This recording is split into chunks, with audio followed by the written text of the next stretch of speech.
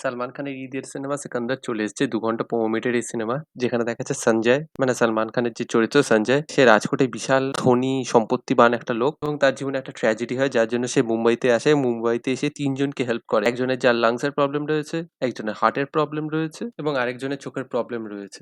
তো কি সেই ট্র্যাজেডির কারণ এবং কিভাবে সালমান খান এই ৩ জনকে হেল্প করে এবং ফাইনালি ক্লাইম্যাক্সে সত্যরাজকে কি করে হারায় সেই নিয়ে হচ্ছে পুরো গল্পটা। দেখুন আমি বাতি বাংলায় বলছি this is a very, very below average cinema. মানে এটা যদি সালমান খানের সিনেমা নাও হতো তাও আমি বলতাম it's a below average cinema এবং সালমান খানের সিনেমার স্ট্যান্ডার্ড অনুযায়ী it is a below average cinema. দেখুন এখানে ইমোশন কাজ করে না এবং প্রতিটা যে কন্ডিশন গুলো রয়েছে যেখানে দেখানো হচ্ছে সালমান খান বিভিন্ন লোককে বিভিন্ন কারণে হেল্প করছে। মানে বোঝাই যাচ্ছে সিচুয়েশন গুলো তৈরিই করা হয়েছে সালমান খান এসে যাতে ওটাকে হেল্প করতে পারে শুধু তাই না একটা মোরাল মেসেজও দেবে, একটা সোশ্যাল মেসেজও দেবে। সেই জিনিসটা যখন বারবার রিপিট হয় না তখন জিনিসটা খুব ইরিটেটিং লাগে এবং সেকেন্ড হাফটা তো প্রচন্ড রাশটা। তবে একটা জিনিস আমি বলতে পারি এখানে অ্যাকশন সিন গুলো প্রচন্ড ভাল লেগেছে। তবে সালমান খানকে বেশ কিছু জায়গায় প্রচন্ড টায়ার্ড, প্রচন্ড স্লিপি বলে মনে হয়েছে এবং এই একটা কারণ হতে পারে যে সে সাইমালটেনিয়াসলি বিগ বস শুট করছিল। ২-৩ টে সিনেমায় সে কেমিও করেছে, বেবি জনেও কেমিও করেছে এবং সেম লুক, সেম জামাকাপড়ে এসে সে সিকান্দারের ক্লাইম্যাক্স শুট করেছে এবং সিকান্দারকেও শুট করেছে বিভিন্ন সময়। তো probably it took a toll on him এবং আমি শুনেছি তার রিবসেও নাকি কিছু একটা ফ্র্যাকচার হয়ে গিয়েছিল। তো সেইজন্য হতে পারে এবং যখন ট্রেলার লঞ্চ হচ্ছিল অনেকে ভেবেছিল রশ্মিকা মান্দানাকে নিয়ে একটা ফ্যান থিওরি ক্রিয়েটেড হচ্ছিল এবং দ্যাট ডাজ ম্যাচ। সেই ফ্যান থিওরিটা ম্যাচ করছে। তাছাড়া কোনো ফ্যান থিওরি ম্যাচ হচ্ছে না।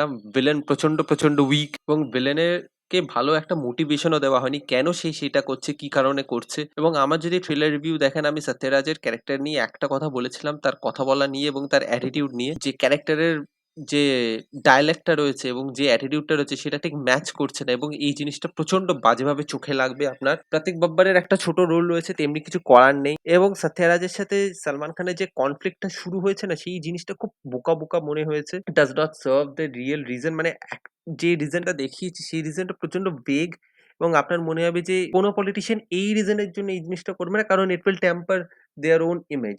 তো এই রিজনিংটা আমার খুব একটা ভালো লাগেনি। অনেক জায়গায় সোশ্যাল মেসেজ দেওয়া হয়েছে। হ্যাঁ, কিছু জায়গায় সোশ্যাল মেসেজ গুলো খুব ভাল লেগেছে। যেরকম আলফা মেল কাকে বলে সেটা নিয়ে দেখিয়েছে। মেয়েদেরকে ঘরে আটকে রাখার কি ফল হতে পারে সেটা নিয়ে কথা বলেছে। তো সেইগুলো দেখতে ভাল লাগছিল। তবে কিছু জায়গায় আমার একটু হাসিও পাচ্ছিল যে সালমান খান যার এক্সরা এসে বলছে যে সালমান খান আমাদেরকে এরকম ড্রেস পড়তে দিত না, এটা করতে দিত না, ওটা করতে দিত না। সে নাকি ওমেন এম্পাওয়ারমেন্ট নিয়ে স্পিচ মারছে। এই জিনিসটা বেশ মজার লেগেছিল। বাট যাই হোক সিনেমায় এগুলো আসছে কিন্তু জিনিসগুলো রিপিটেটিভ হয়ে যায়। তো একটা পয়েন্টের পর না মনে হচ্ছে না যে এর কাছে কোনো চ্যালেঞ্জ মানে সবসময় একটা কিছু ইজিলি জিনিসপত্রগুলো বার হয়ে যাচ্ছে। তো কোনো চ্যালেঞ্জ না। কোনো জায়গায় আপনাকে স্টোরি হোল্ড করতে পারছে না। কোনো জায়গায় ইমোশনাল করতে পারছে না এবং রশ্মিকা মান্দানার সাথে সালমান খানের ১ম এ একটা রিলেশনশিপ দেখাচ্ছে যেখানে দেখাচ্ছে যে রশ্মিকা মান্দানা কমপ্লেইন করছে যে সালমান খান তাকে তেমনি টাইম দেয় না।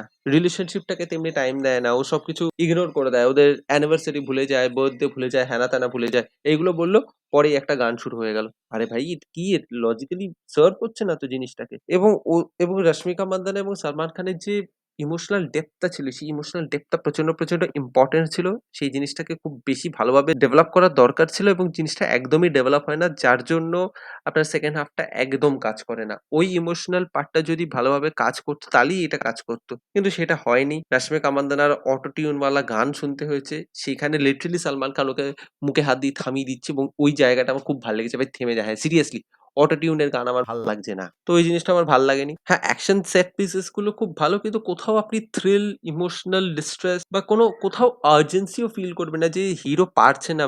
ভিলেন ওকে ওভারপাওয়ার করে যাচ্ছে। তো সেটাও হবে না।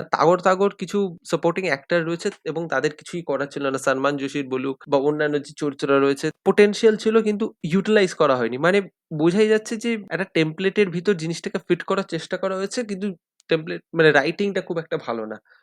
তো আমার খুব একটা ভালো লাগেনি।